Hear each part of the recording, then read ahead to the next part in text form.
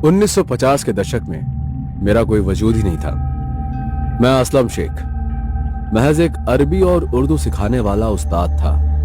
उस दौर में मेरी हालत फाके की थी।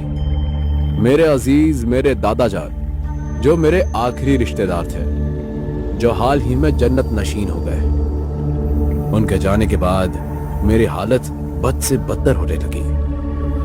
मेरे तकदीर में किसी किसी दिन 2 वक्त का खाना भी नसीब नहीं होता था।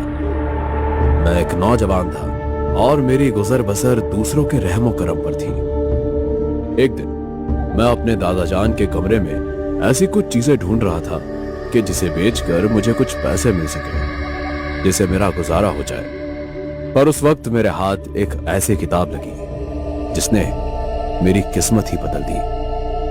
वो किताब फारसी में थी और मेरे मरहूम दादा जान ने मुझे अरबी और उर्दू जुबान के साथ साथ फारसी भी सिखाई थी। उस किताब के पहले पन्ने पर मेरे दादा जान का नाम लिखा हुआ था और पन्ना पलटते ही मैंने जो पहला लफ्ज पढ़ा वो हमजाद था।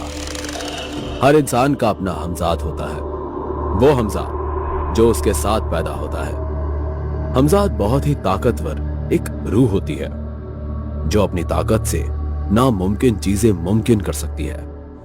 अगर किसी ने अपने हमजाद को अपना मुरीद बना लिया तो वो गुलाम की तरह उसका हर हुक्म बखूबी निभाएगा। वो तुम्हें दौलत, शोहरत और दुनिया के सारे ऐश और आराम, वो सब कुछ पल भर में आपके सामने ले आएगा। एक मर्तबा पढ़ते पढ़ते मैं उछल पड़ा। उसमें लिखा था कि हमजाद को कब्जे में किया जा सकता है और तमाम ख्वाहिशें पूरी की जा सकती है। मैं ऐसी ही किसी तलाश में था जो मुझे अपनी गुर्बत से बाहर निकाले, लेकिन हमजाद को पाने के लिए एक मुश्किल अमल करना था। मैंने अपने एक दोस्त से पैसे उधार मांगे, जिससे मैंने 21 दिन का राशन भर लिया। अमल के दौरान मैं एकदम सादा खाना ही खा सकता था। यह अमल 21 रातों का था। हर रात 12 बजे मुझे एक रोटी बनानी थी और चिराग को देखकर वो अमल करना था, और 3 बजे के आसपास वो रोटी मुझे गांव से दूर एक पेड़ के नीचे रखानी थी, और चाहे जो भी हो मुझे मुड़कर नहीं देखना था। पहली रात जब मैं रोटी रखने गया तो मुझे लगा जैसे कोई लंबा चौड़ा इंसान मुझे देख रहा हो, पर मुझे अमल की हिदायत याद थी। मैंने मुड़कर नहीं देखा।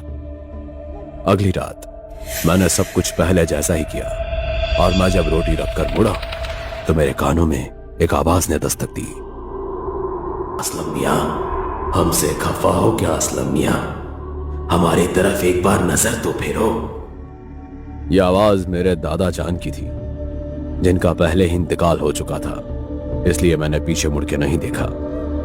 किताब में लिखा था कि हमजाद फरेब करता है, और अगर कोई उसके फरेब में फंस गया तो वो कभी भी हमजाद का मालिक नहीं बन पाएगा। इसलिए मैं चुपचाप अपने घर की ओर बढ़ गया। इसके बाद हर रात जब मैं रोटी रखने जाता था तो मुझे अजीब व गरीब आवाजें, परछाइयां दिखाई देती थी। एक रोज तो मैंने एक औरत की चीखने की आवाज तक सुनी, पर मैं समझ चुका था कि यह सब बस फरेब है।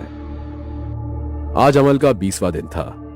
मैं रोज की तरह चिराग को देखकर अमल कर रहा था। कमरे में बस इसी चिराग की रोशनी थी, और अचानक मुझे जमीन पर मेरी परछाई के बगल में एक और परछाई दिखाई दी। यह परछाई हूबहू मेरी परछाई की तरह ही थी। हमारी तरफ नहीं देखोगे असलम? असलम, देखो हमारी तरफ। वो बार बार मुझे अपनी ओर देखने को कह रहा था, पर मैं जानता था कि यह सब उस हमजाद का फरेब था। अगर मैं उसकी ओर देखता तो वो हमेशा के लिए आजाद हो जाता, जो मैं हरगिज नहीं चाहता था, क्योंकि मुझे अपनी जिंदगी बदलनी थी। उस रात पूरा समय वो मेरे बगल में था, मुझे बार बार डराने की कोशिश करता रहा।